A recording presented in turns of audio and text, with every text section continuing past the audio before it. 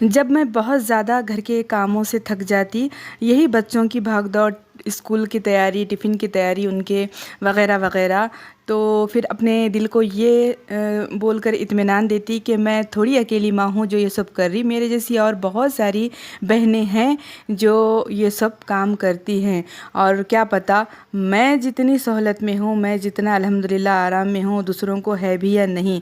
اور بس یہ خیال آتے ہی شکر کا جذبہ میرے دل میں پیدا ہوتا اور الحمدللہ مجھے سکون آ جاتا۔ السلام علیکم ورحمۃ اللہ وبرکاتہ۔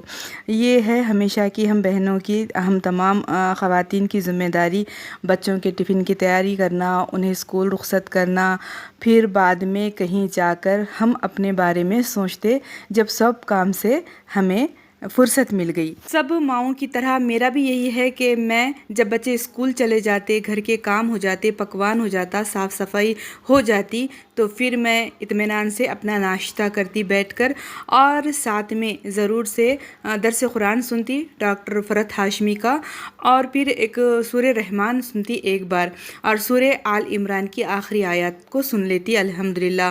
اس سے مجھے سکون ملتا، اور پھر چاشت کی نماز بھی ادا ہو جاتی۔ یہ سننے سے پہلے چاشت کی نماز بھی ادا ہو جاتی۔ تو بس یہ رہتا میرا صبح کا معمول۔ چونکہ بچے جانے کے بعد میں درس قرآن سنتی تو بچے سن نہیں پاتے۔ آج ہی فرحت ہاشمی صاحبہ کے درس میں یہ سنی کہ بچوں کو کمپلسری روز ایک حدیث مبارکہ روز سنایا کریں۔ تو میں نے آج فیصلہ کر لی کہ شام میں انشاءاللہ جب میں سونے لگوں گی تو بچوں کو روز ایک درس حدیث سناؤں گی راہ عمل میں سے۔ بہت ساری کتابیں ہیں، سفینہ نجات ہے، راہ عمل ہے، محسن انسانیت وغیرہ وغیرہ، بہت سارے حدیث کی کتابیں ہیں۔ تو آپ بھی لازمی ایسا کریں کہ اپنے بچوں کو روز ایک حدیث رات میں ضرور سنایا کریں اور اپنے انداز میں سمجھایا بھی کریں۔ ایسا ہے کہ بچپن میں سنے ہوئے واقعات، احادیث مبارکہ سب بچوں کو ذہنوں میں محفوظ ہو جاتے، وہ یاد رہتے۔ تو ضرور کوشش کریں کہ بچوں کو سنایا کریں۔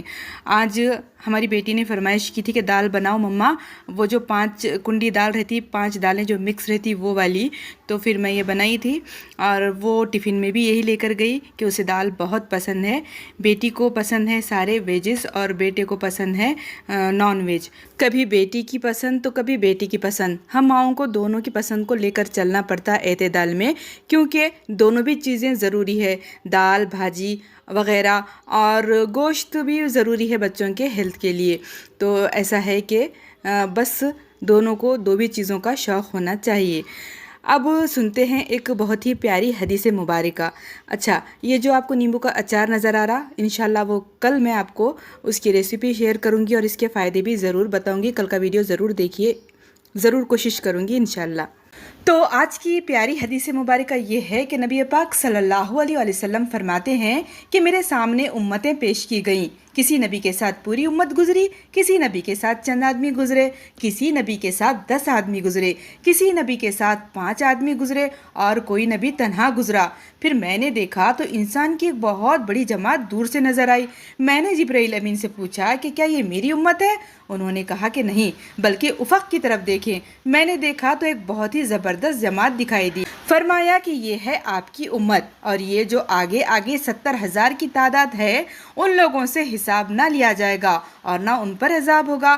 میں نے پوچھا کہ ایسا کیوں ہوگا؟ انہوں نے کہا کہ اس کی وجہ یہ ہے کہ یہ لوگ داغ نہیں لگواتے تھے، دم جھاڑو نہیں کرواتے تھے، شگن نہیں لیتے تھے، اپنے رب پر بھروسہ کرتے تھے۔ یہ سب باتیں سن کر نبی کریم صلی اللہ علیہ وسلم کی طرف حضرت عکاشہ رضی اللہ تعالیٰ عنہ بڑھے اور عرض کیا کہ حضور دعا فرمائیں کہ اللہ تعالیٰ مجھے بھی ان لوگوں میں شامل کر دے۔ حضرت صلی اللہ علیہ وسلم نے دعا فرمائی کہ اے اللہ انہیں بھی ان میں سے کر دے۔ اس کے بعد ایک اور صحابی کھڑے ہوئے اور عرض کیا کہ میرے لیے بھی دعا فرمائیں کہ اللہ مجھے بھی ان لوگوں میں شامل کر دے۔ حضرت نے فرمایا کہ عکاشہ اس میں تم سے آگے بڑھ گئے، یعنی کہ سبقت لے گئے۔ اللہ سبحانہ و تعالیٰ سے ہمیشہ دعا کرتے رہیں کہ اللہ پاک ہمیں بھی بغیر حساب کتاب کے جنت میں داخل فرمائے، کہ جو بھی ہوتا اللہ کی طرف سے ہوتا۔ اللہ تعالیٰ نے یہ بتایا جہاں کہ جادو ہے تو وہاں پر بھی اگر یہ عقیدہ رہنا چاہیے کہ اللہ کا حکم ہوا تو جادو ہوگا ورنہ نہیں۔ تاگے باندھنا، تعویذ باندھنا اور فال نکالنا، یہ ہے نا سب شرک ہے۔ عقیدہ ادھر جاتا ہے کہ ہم تاگا باندھے تو ہمیں نظر نہیں ہوتی، یہ ہو گیا شرک۔ تو اللہ پاک بس ان چیزوں سے ہمیں بچائے، محفوظ رکھے، ہمیں غیبی شرک سے بچائے، ظاہری شرک سے بچائے، اور بس مجھے اپنی دعاؤں میں یاد رکھیے۔ اللہ حافظ۔